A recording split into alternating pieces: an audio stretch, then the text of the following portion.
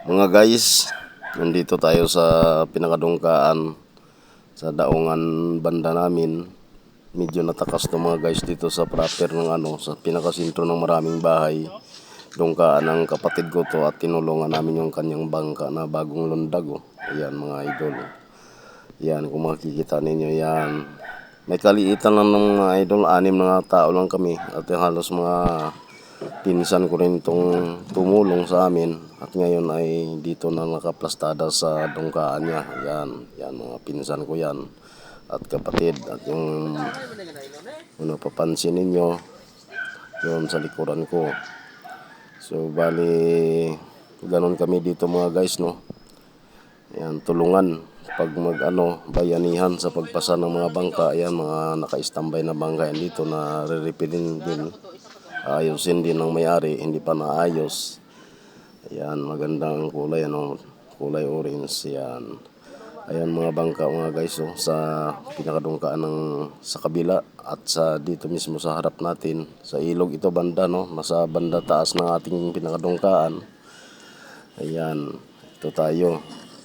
So, ayan. Pinagbidyohan natin ng nasa loob at labas ng bangka ng kapatid ko. Ayan. So, lipat tayo mga guys. Ayan, dito tayo papunta sa ikot tayo, ikot. Ayan. So, papunta tayo dito. May balak tayong papunta ng bahay ng pamangkin ko, Ayun sila, ang kapatid ko sa bangka. Ayan, pinangtanggal na nila yung mga tawag sa amin, daydayan, palatik, bago katig, yan tawag sa amin.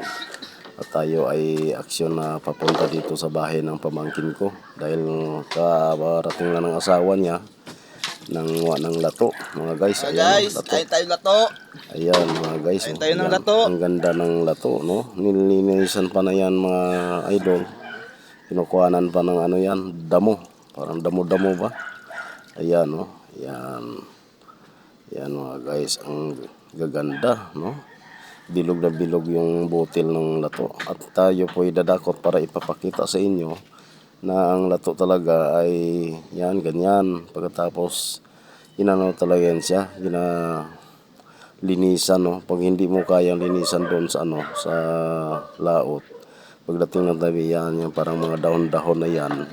Ang tawag sa amin yung parang dahon-dahon, mga losay na yan, ginalinisan yan, mga gamot-gamot, mga